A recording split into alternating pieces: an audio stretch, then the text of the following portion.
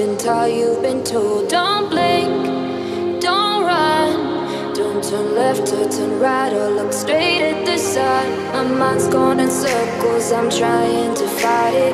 Getting these voices inside to stay quiet. Going to the place where all this began. Just start again.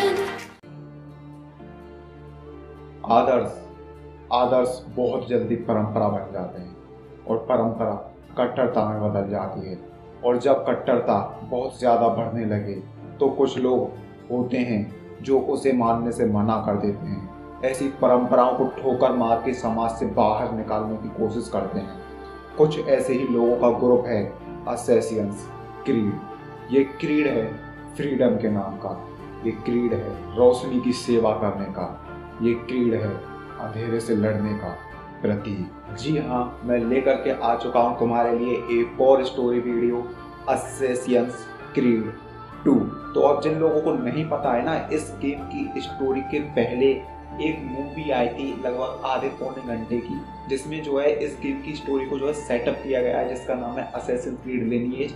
और वो जो movie है मैंने channel पे explain कर रखी है, चाहो तो वो देख लेना।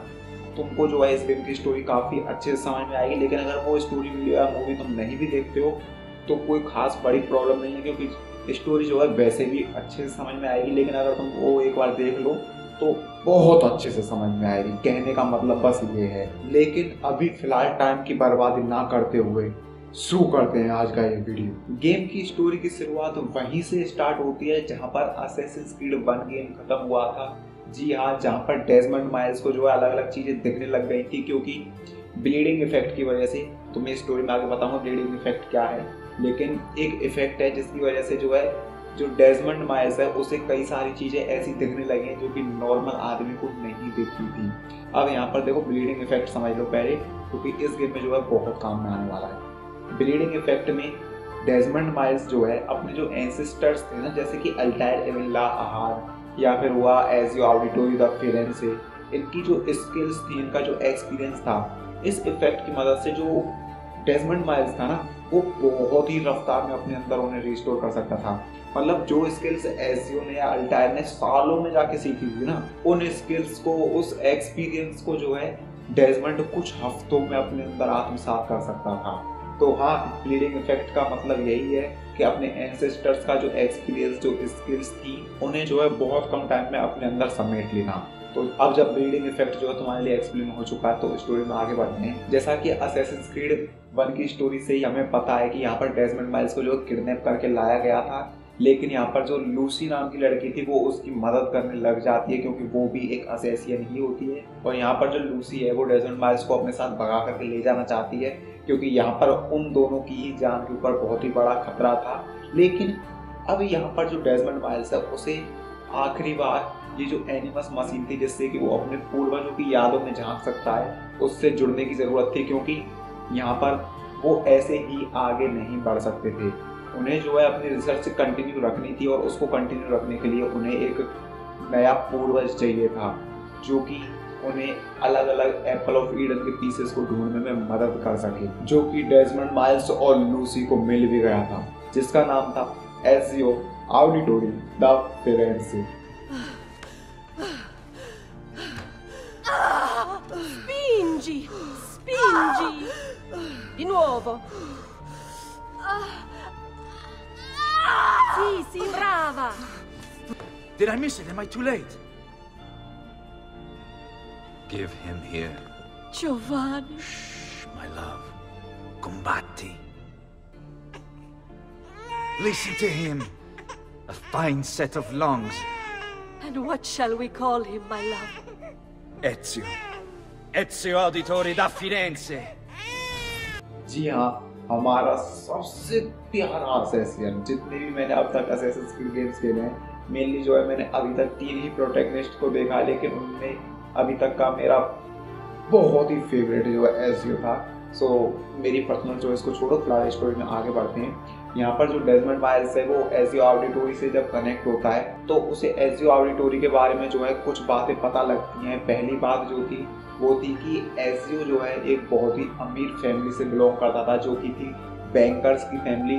और मडीची खानदान जो था, जिन लोगों को मडीची खानदान नहीं पता है उन्हें शॉर्ट में बता देता हूँ कि लगभग 1476 के आसपास या 1500 ईस्वी के आसपास जो है मडीची खानदान जो था इटली में एक्चुअल में राज करता था। वो भी एक बैंकर्स का ही खानदान था। और ज़्यादा जानना हो तो गूगल कर लेना, या फिर थोड़ा सा और ज़्यादा एक्सप्लेन जो मैंने असैसिन्स क्रीड लिनिएज की जो स्टोरी बताई थी उसमें थोड़ा सा ज़्यादा एक्सप्लेन किया है, वो वीडियो देख लेना। लेकिन फिलहाल के लिए मान लो कि वो बहुत ही पैसे वाले लोग थे और जो एजियो ऑडिटोरी था वो भी कम पैसे वाला नहीं था। और यहाँ पर हम देखते हैं कि एजियो की जो जिंदगी थी ना वो बड़ी मक्खन चल रही थी। मतलब अमीर बाप की औलाद एक तो वैसे ही मतलब कोई दिक्कत होने वाली नहीं थी।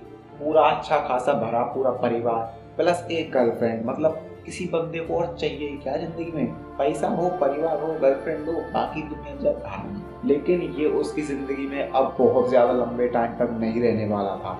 चीजें बदलने वाली थी और वो भी बहुत ट्रेजिक तरीके से।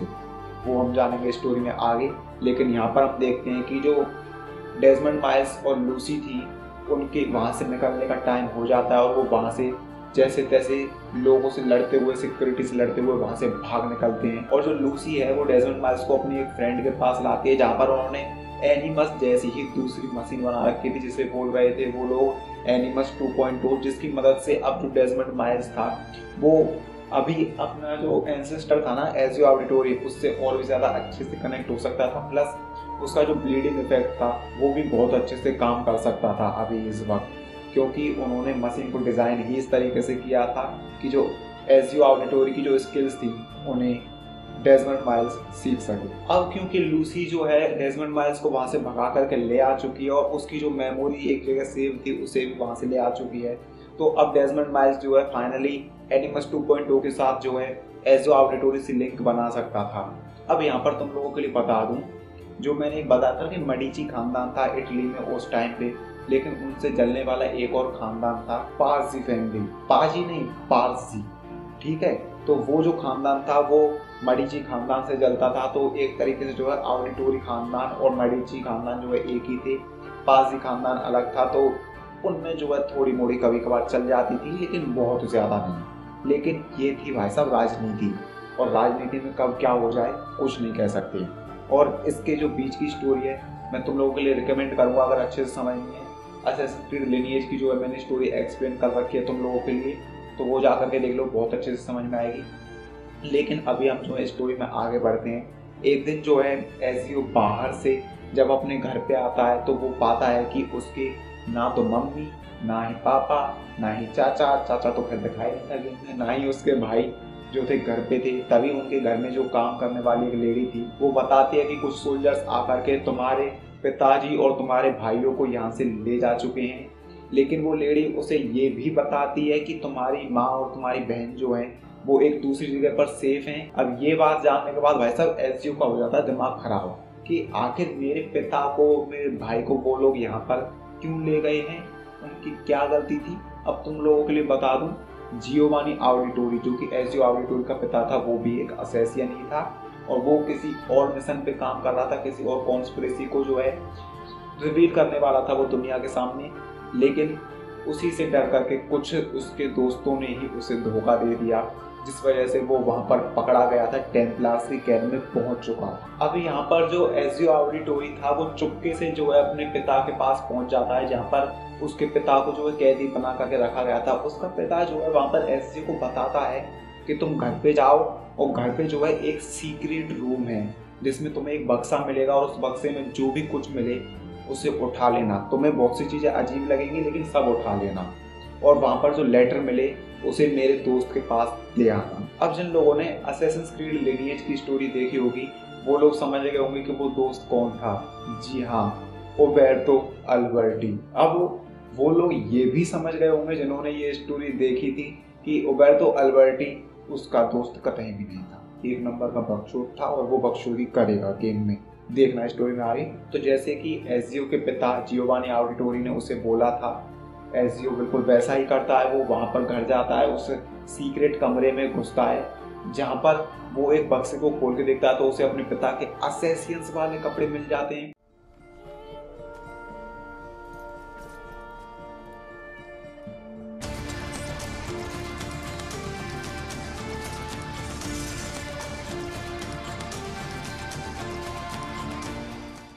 उनके टूटे हुए हिडन ब्लेड्स, तलवार और वो लेटर जिसे कि वो डिलीवर करने वाला था उबेर्तो अल्बर्टी के पास।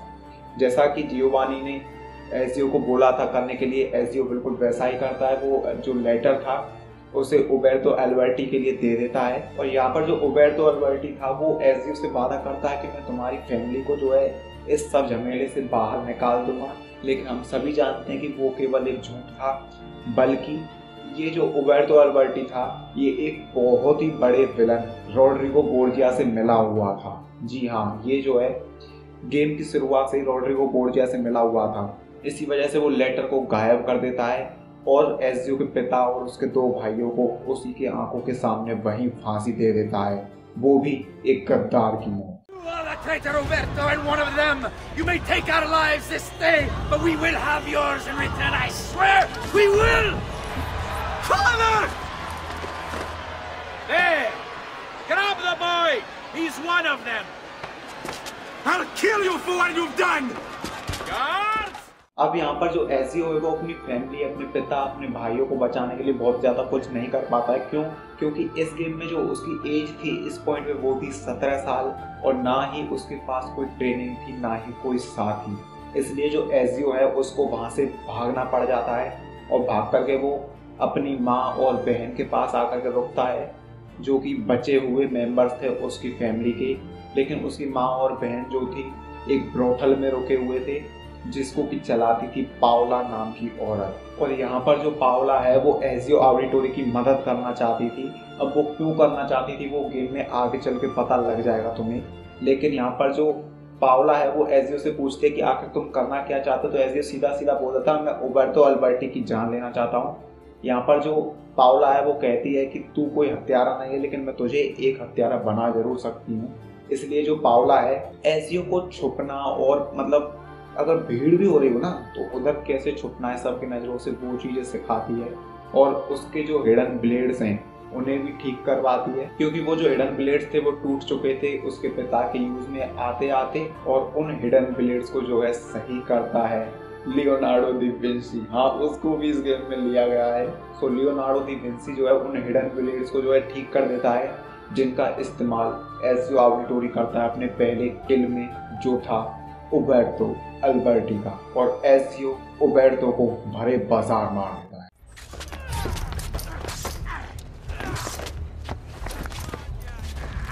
The Auditori are not dead! I'm still here! Me! Ezio Auditore! यहाँ उबेर्तो अल्बर्टी को मारने के बाद एजियो यहाँ से भाग जाता है। लेकिन एजियो को पता था कि ये साजिश में उबेर्तो अकेला नहीं था और उसे पाज़ी खानदान के बारे में भी पता था कि उसका गारंटी से मेरे परिवार में जो पापा और भाई थे उन्हें मारने में किसी ना किसी तरीके से पाज़ी खानदान का भी जो है हाथ है। लेकिन यहाँ पर एजियो जो है रिस्क नहीं ले सकता था। तो जो एजियो था वो अपनी माँ और बहन को अपने अंकल मारियो के यहाँ पर ले जाना चाहता है, लेकिन रास्ते में जो है उसे विएरे दी पाज़ी रोक लेता है। हाँ, पाज़ी खानदान की एक बिगड़ी हुई औलाद जो कि एजियो को वहाँ से एस्केप नहीं करने देना चाहते थे और उसकी फैमिली को भी नहीं। लेकिन वहाँ पर एजियो के अंकल मारियो आकर के विएरे दी पाज़ी को हरा देते हैं और उसे वहाँ से भगा देते हैं। अब यहाँ पर अंकल मारियो और एजियो ऑडिटोरी जब क्लाउडिया यानी जो एजियो की बहन थी उसे और क्लाउडिया की माँ यानी एजियो की माँ को जब एक सेफ जगह पर छोड़ देते हैं तो अंकल मारियो और एजियो जो है प्लान बना करके विएरे दी पाज़ी को मारने की प्लानिंग करते हैं कि इनको अब यहाँ पर समेटना जरूरी हो चुका है क्योंकि ये अपनी हदों को पार कर रहे हैं। और इसी प्लानिंग के बाद जब वो विएरे दी पाज़ी को मारने के लिए वहाँ पर जाते हैं तो वो लोग देखते हैं कि वहाँ पर विएरे दी पाज़ी के साथ उसी के खानदान के 2 लोग और थे जिनका नाम था फ्रेंचेस्को दी पाज़ी एंड याकोपो दी पाज़ी। और अभी यहाँ पर जो याकोपो पाज़ी जो था वो यहाँ पर फ्लोरेंस जिस सिटी में एजियो ऑडिटोरी का जन्म हुआ था उस सिटी पर कब्जा करने की जो है प्लानिंग कर रहे होते हैं। यहाँ पर अंकल मारियो और एजियो समझ जाते हैं कि इनको यहीं के यहीं रोकना होगा और उसी को रोकने के चक्कर में वो लोग विएरे दी पाज़ी को वहीं पे खत्म कर देते हैं। विएरे पाज़ी को मार देने के बाद हमें स्टोरी सीधा 1478 ईस्वी में दिखाई जाती है जहाँ पर एजियो ऑडिटोरी की मुलाकात होती है ला वोल्पे से जो कि एक असेसियन ही है, लेकिन गेम की स्टोरी में आगे जाकर के इसका पूरा पर्दाफाश होगा कि कौन कौन असेसियन जो थे उन्होंने एसजियो का साथ दिया था। लेकिन यहाँ पर एसजियो को नहीं पता है कि ला वॉल्पे भी एक असेसियन ही है। ला वॉल्पे जो है एसजियो को बताता है एक अंडरग्राउंड जगह के बारे में, जहाँ पर फ्रेंचेस्को दी पाजी जो है वो एक मीटिंग कर रहा था अपने और साथियों के साथ में मिलकर के, जहां पर एजियो ऑडिटोरी को एक हमले के बारे में पता लगता है जो कि था लोरेंजो दी मेडिची के बारे में। वही मेडिची खानदान का इंसान जो इटली को इस वक्त जो है बहुत ही अच्छे से चला रहा था। यहाँ पर इस बारे में पता लगने की वजह से जो एजियो था वो लोरेंजो दी मेडिची को बचाने के लिए वहां पर निकल जाता है और वहां पर एक हमले में जो है लोरेंजो दी मेडिची घायल हो जाता है, लेकिन जिससे पहले फ्रेंचेस्को और उसकी जो आर्मी थी वो लोरेंजो को मार पाते। एजियो जो है वहां पर उन सभी को मार करके वहां से भगा देता है और लोरेंजो दी मेडिची जो है उसे एक सेफ जगह पर ले जाता है, जहां पर लोरेंजो एजियो से कहता है कि तुम्हें पाजियों को मारना होगा क्योंकि वो जो है इस सिटी के लिए बहुत ही बड़ा खतरा है। और क्योंकि दुश्मन का दुश्मन दोस्त होता है और ये तो पहले से ही दोस्त था। हाँ, मेडिची खानदान जो है और ऑडिटोरी जो खानदान है उनका जो है बहुत अच्छा दोस्त था और जो पाजी खानदान है वो बहुत ही हरामी था।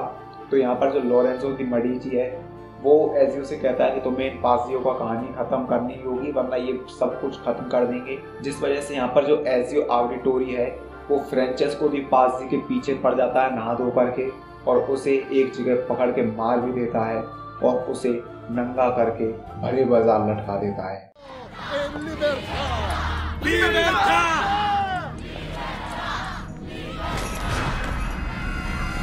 Francesco? और ये खतरनाक नजारा देखने के बाद फ्रेंचेस्को दी पाजी का बाप याकोपो दी पाजी वहां से भाग जाता है कि कहीं भैया अगले नंबर मेरा ना आ जाए, बुढ़ फाड़ देगा ये बंदा। यहाँ पर लोरेंजो दी मेडिची जो है वो एजियो की थोड़ी और मदद करता है और कुछ नाम उसे बताता है जिसकी मदद से वो जो है अभी याकोपो दी पाजी तक पहुंच सकता हो और जो एजियो है वो उन सभी लोगों को मार करके याकोपो दी पाजी का जो है पता लगा लेता है, जिसकी की एक मीटिंग होने वाली थी रोड्रिगो बोर्जिया के साथ में। हाँ, सभी खेलों का मास्टरमाइंड ये रोड्रिगो बोर्जिया ही है।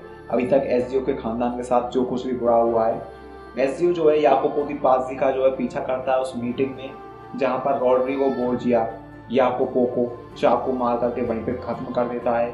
और जाने कैसे रोड्रिगो बोर्जिया को पता था कि एजियो जो है यहाँ पर याकोपो का पीछा करते हुए आ पहुंचा है और वो वहां पर एजियो के ऊपर अपने आदमियों से हमला करवा देता है और एजियो वहां पर उन्हें कुत्तों की तरह मारते हुए वहां से भाग जाता है।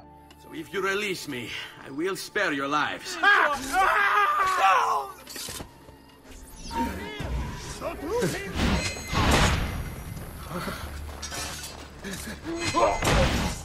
इसके बाद जो स्टोरी है वो सीधा ही जंप करती है 1481 ईस्वी में वेनिस नाम के शहर में। और इस शहर में पहुंचने के बाद एजियो ऑडिटोरी को एक नया नाम पता लगता है जिसका नाम था एमिलियो बार्बरिगो और ये भी जो है रोड्रिगो बोर्जिया के साथ में मिला हुआ था। तो एजियो को पता था कि इसके साथ भी अब क्या ही करने वाला है वो, लेकिन वो उसको डायरेक्ट यूं ही नहीं मार सकता था क्योंकि वो जो जिस किले में रहता था वो किला जो था वो बहुत ही ज्यादा हेवीली गार्डेड था। तो एजियो वहां पर जाके यूं ही नहीं मार सकता था, उसे हेल्प चाहिए थी और हेल्प आती है एंटोनियो और रोज की शक्ल में। और एंटोनियो और रोजा की मदद से जो एजियो ऑडिटोरी था वो फाइनली बार्बरिगो को भी मार देता है और बार्बरिगो को मारने के बाद जो है एजियो को एक और नाम पता लगता है जिसका नाम था कार्लो। और कार्लो जो है एक मीटिंग में जाने वाला था जिसमें कि रोड्रिगो बोर्जिया भी आने वाला था और बाकी कोई और भी लोग थे उसके साथ में, लेकिन उन्हें फिलहाल के लिए साइड हटाते हैं क्योंकि रोड्रिगो बोर्जिया यहाँ पर इम्पोर्टेंट था। और जो एजियो था वो उसका पीछा करते करते इनकी मीटिंग तक आ पहुंचा था। और यहाँ पर जो कार्लो गरिबाल्डी नाम का जो बंदा था ना, जो कार्लो था, वो प्लान कर रहा था यहाँ के वेनिस का जो डोज था। और डोज जिन लोगों को नहीं पता है वो जो है इस शहर को काबू करता था, वो इस जगह का शासक था, इस जगह का रूलर था। तो यहाँ पर कार्लो जो है उसको मार करके उसकी जगह लेना चाहता था और एजियो को ये बात पता लग जाती है। लेकिन जब तक एजियो जो है एंटोनियो की और लियोनार्डो डी विंसी की जो मशीन थी ना उड़ने वाली, उसकी मदद लेकर के वहां पर पहुंच पाता, तब तक बहुत देर हो चुकी थी और जो कार्लो था वो डोज को जहर दे चुका था। लेकिन एजियो वहां पर कार्लो को भी नहीं भागने देता है और कार्लो को भी वहीं समाप्त कर देता है। लेकिन क्योंकि यहाँ पर जो डोज था वो मारा जा चुका था, तो उसकी जगह किसी ना किसी को तो लेनी ही थी। और जो मैंने बताया था ना, ये एजियो ने जो है एमिलियो बार्बरिगो को मारा था, तो उसी का एक रिश्तेदार मार्को बार्बरिगो जो था उसकी जगह ले लेता है, डोज की नई जगह ले लेता है, जो कि उस सीट के लिए कतई भी अच्छा नहीं था, डोज बनने के लिए तो कतई भी नहीं, क्योंकि वो एक टेम्पलर था और करप्टेड था। तो एजियो ये भी गलत काम नहीं होने दे सकता था।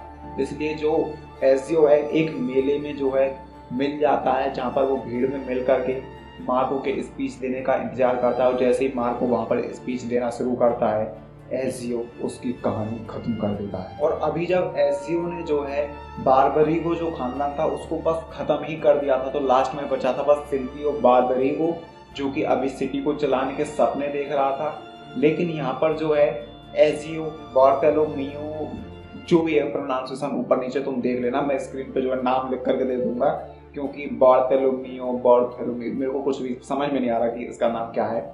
उसकी हेल्प लेकर के एक आर्मी बिल्ड करता है, उस आर्मी की मदद से जो है वो ये जो सिल्वियो बार्बरिगो जो था उसको भी खत्म कर देता है।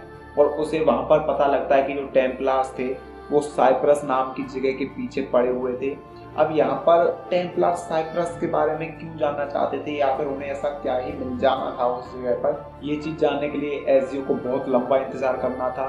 और इसके बाद हम देखते हैं कि स्टोरी सीधा शुरू होती है 1488 ईस्वी में। अब यहाँ पर जो एजियो ऑडिटोरी था उसे लियोनार्डो दी विंसी की मदद से एक प्रोफेसी के बारे में पता लगता है, जहाँ पर कि एप्पल ऑफ ईडन की मदद से कुछ खास मिलने वाला था एक खास जगह पर। और उस प्रोफेसी के चक्कर में ही जो है एजियो ऑडिटोरी की जो पूरी फैमिली थी वो बलि चढ़ गई थी। पूरी तो नहीं, मतलब आधी से ज्यादा उसकी फैमिली जो है बलि चढ़ गई थी उस जगह पर। और यहाँ पर जो एजियो ऑडिटोरी था वो ये सुनकर के भड़क जाता है कि केवल एक प्रोफेसी के चक्कर में मेरा परिवार मेरे से दूर हो गया, वो पूरी तरीके से बिखर गया। तो इस जगह उसका दिमाग हो जाता है बहुत गंदे तरीके से खराब। लेकिन अब यहाँ पर जो टेम्पलार्स थे वो साइप्रस से लौट करके आ जाते हैं एक एप्पल ऑफ ईडन के पीस के साथ। यहाँ पर एजियो को जैसे ये चीज़ पता लगती है, एजियो वहाँ पर उनके ग्रुप में घुस जाता है, उनके आदमी को मारता है और उसके कपड़ों को पहन लेता है और उस एप्पल ऑफ ईडन को जो है रॉड्रिगो बोर्जिया के सामने ले जाता है।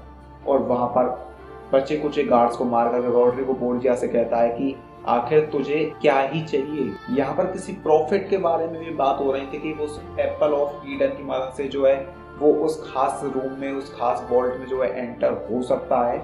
और यहाँ पर जो एजियो था वो रॉड्रिगो से पूछता है कि तेरे इस प्रॉफिट के चक्कर में आखिर और कितने ही लोगों को मरना हुआ। लेकिन यहाँ पर रॉड्रिगो बोलता है कि प्रॉफिट के चक्कर में किसी को नहीं मरना हुआ, क्योंकि मैं ही प्रॉफिट हूँ। यहाँ पर रॉड्रिगो बोर्जिया जो है एजियो के ऊपर हमला करवा देता है। लेकिन तभी हम देखते हैं कि एजियो अब तक जितने भी लोगों से मिला था, चाहे वो निकोलो हो, चाहे वो रोजा हो, चाहे वो अंकल मारियो हो, चाहे वो पाओला हो या फिर ला वॉल्पे हो, जितने भी लोगों से वो अब पिछले ये जो दशक बीता है, पिछले जो 10 साल बीते हैं, इनमें जो मिला था वो सब के सब असैसियंस थे। और यहाँ पर वो एजियो की मदद करते हैं उन सभी सोल्जर्स को हराने में। और इसी हमले के बीच में जो एप्पल ऑफ ईडन का जो पीस था वो एजियो के हाथ लग जाता है। लेकिन यहाँ पर एजियो बहुत ही ज़्यादा कंफ्यूज था, क्योंकि उसे नहीं पता था कि ये सारे लोग जो है असैसियंस ही थे और जानबूझ करके अब तक मेरे रास्ते में आते रहे थे मुझे नई नई चीज़ें सिखाने के लिए। और उसी रात, जिस रात में ये सब कांड हो रहे थे, उसी रात जो एजियो था प्रोफेशनली और ऑफिशियली एक असैसियन बना लिया जाता है असैसिन्स ब्रदरहुड में। अब ये इवेंट होने के बाद सीधा ही एजियो और उसके साथियों को 10 साल का इंतजार करना पड़ा था, क्योंकि रॉड्रिगो बोर्जिया जो है अंडरग्राउंड हो चुका था इतने टाइम के लिए, और एप्पल ऑफ ईडन जो है इतने टाइम के लिए जो है एजियो ऑडिटोरी के पास में ही था।